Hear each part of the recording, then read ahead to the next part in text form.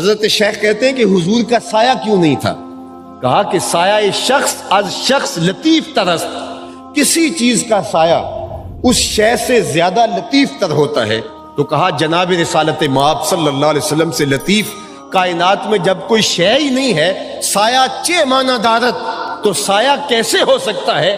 یار جس کا رب نے سایہ بھی نہیں بنایا اس کا ثانی کہاں سے ڈھونڈو گے؟ جس کا سایہ بھی نہیں بنایا اس کے خاکے کیسے تراشے جا سکتے ہیں؟ یہ تمہارے خبث باطن کا اظہار ہے، یہ تمہاری خواستوں کا، تمہاری جبلتوں کا اظہار ہے۔ یہ تم اپنے لیے جو ہے وہ اپنے لیے گڑھے کھود رہے ہو، تم اپنے آپ کے لیے جہنم خرید رہے ہو۔ جہنم کے کتے تو تم پہلے ہی ہو، لیکن تم یہ اپنے لیے اور زیادہ جو ہے وہ ظلمتوں اور اندھیروں کے راستے تلاش کر رہے ہو۔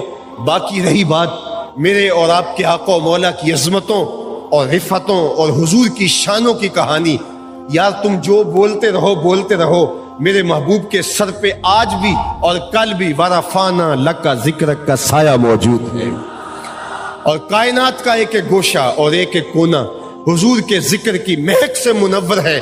اتنا تذکرہ آپ نے کبھی کسی کا نہیں ہوتا دیکھا ہوگا جتنا میرے حضور کا ہوتا ہے۔ آج دنیا کے اوپر کوئی مجھے بتاؤ نا جس کا یوں نام ہو۔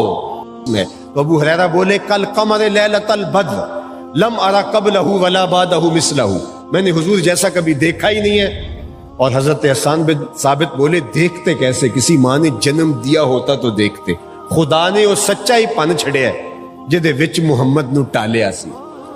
حسینہ جمیلہ دا منہ موڑ دیتا، محمد بنا کے قلم توڑ دیتا۔ شیخ احمد سرہندی علیہ رحمہ بولے مثل او در عالم امکان متصور نیست، حضور کی مثل بزم عالم میں ممکن ہی نہیں ہے۔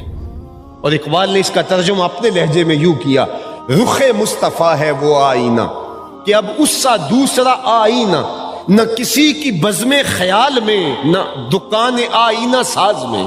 جب تصور ہی نہیں کیا جا سکتا تو خاکے کیسے تراشے جا سکتے ہیں؟ صاحب خاکے تو خاکیوں کے ہوتے ہیں، جو پیکر نور ہو اس کے خاکے کون تراشے گا؟ جنہوں نے دیکھا وہ بھی ایک دوسرے سے پوچھتے ہیں بتاؤ حضور کیسے تھے؟ یار تم نے نہیں دیکھا؟ کہا ہمت ہی نہیں تھی کہ آنکھ بھر کے دیکھ سکتے۔ اچھا میں آپ سے ایک سوال کرتا ہوں، جس زمانے میں میرے حضور آئے اس زمانے کے خاقان کا نام کیا تھا؟ اہل علم کی مجلس ہے، آپ مجھے بتائیے، عوام بھی ہیں، علماء بھی ہیں، مشائخ بھی ہیں، تاریخ دان بھی ہیں، تو بہت چند لوگ ہوں گے جو بتا سکیں کہ اس زمانے کے خاقان کا نام کیا تھا۔ اچھا چلو میں پوچھتا ہوں، اس دور کے کیسر کا نام کیا تھا؟ یہ اس دور کی سپر طاقت کا حکمران تھا، اس دور کا ٹرمپ کہہ لیجئے، لیکن اس مجلس کے اندر شاید اس دور کے کیسر کا کوئی نام بتا سکے۔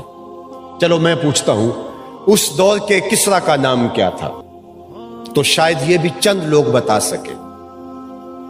اور اگر میں اس مجلس میں موجود سب سے کم عمر بچے سے پوچھوں کہ میرے حضور کے مؤذن کا نام کیا تھا، تو وہ سر اٹھا کے بلال حبشی کا نام لے گا یا نہیں لے گا؟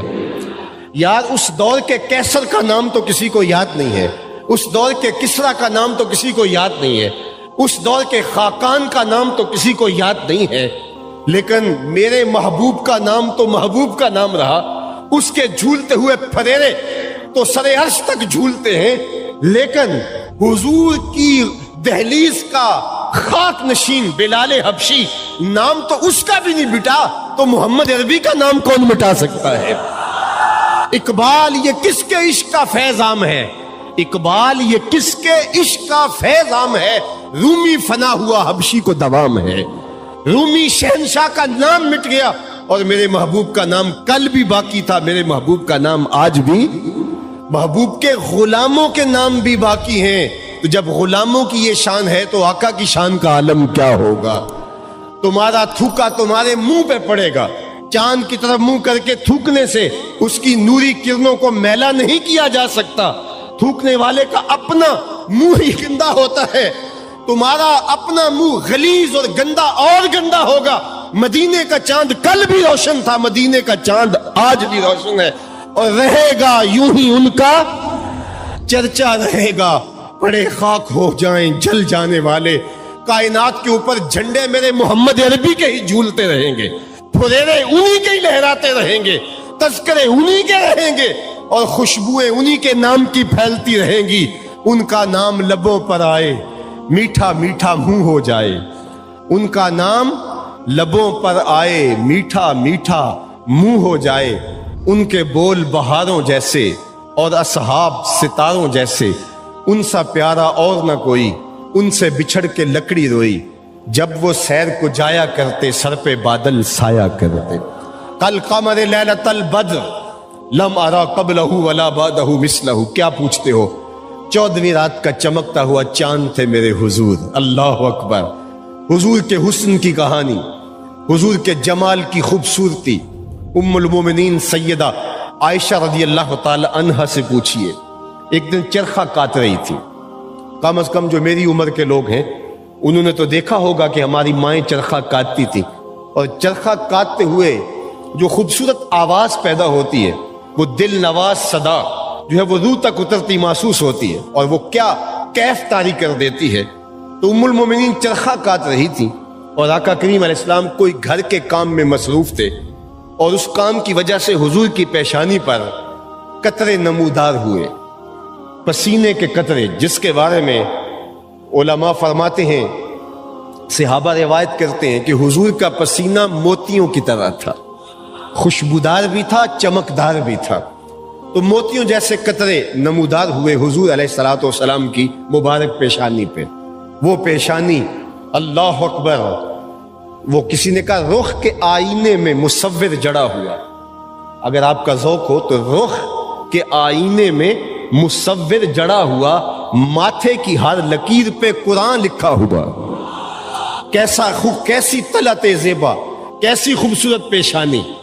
اور آقا کریم علیہ الصلوۃ والسلام کے مبارک ابرو خمیدہ تھے، اور دو ابروؤں کے درمیان ایسے محراب بنتی تھی، اور آقا کریم جب امامہ باندھتے تو حضور کی خمیدہ زلفیں جھک کر کے حضور کی پیشانی پر جب آ جاتی تو اس طلعت زیبا پر سیاہ زلفوں کا جو رنگ اور جمال ہوتا، آپ کے امام کتنی خوبصورتی کے ساتھ اس کا حسن بیان کر رہے ہیں۔ آپ کی توجہ ہو تو یہ شعر آپ کے قلب کو ٹھنڈک اور تسکین بھی پہنچائے گا، اور آپ دیکھیں شاعری کیا ہوتی ہے، شاعری کا اور سخنوری کا کمال اور جمال کیا ہوتا ہے۔ تو حضور علیہ الصلوۃ والسلام کے دو ابرو اور ان کے درمیان حضور کی مبارک زلف کا لٹکا ہوا بال، اور وہ بھی تھوڑا سا خم لیے ہوئے، تو خم زلف نبی ساجد ہے محراب ابرو میں، خدایا تو ہی والی ہے سیاہ کاران امت کا، خدایا تو ہی والی ہے سیاہ کاران امت کا۔ وہ طلعت زیبا، حضور کام کر رہے تھے، پیشانی پر قطرے نمودار ہوئے، ام المومنین چرخہ کاٹتی ہیں اور ان کی نظر پڑ گئی۔ جو ہی نظر پڑی تو ایسی کھوئیں کہ چرخہ خود بخود دھیما ہوتا چلا گیا، اور پھر ایسی کھو گئی کہ چرخہ بھول گئی اور حضور کی پیشانی کو دیکھتی رہی۔ جب آواز مدم ہوئی اور پھر ختم ہو گئی تو حضور نے سر انور اٹھایا اور کہا عائشہ کیا ہوا، چرخہ چلانا چھوڑ دیا؟ تو حضور نے جب یہ کہا تو ام المومنین بولی حضور آج اگر ابو کبیر الحزلی ہوتا اور آپ کی پیشانی پر چمکتے ہوئے قطرے نمودار جو ہوئے ہیں ان کو دیکھ لیتا تو آج اسے سمجھ آ جاتی کہ میرے شعروں کا مصداق محمد عربی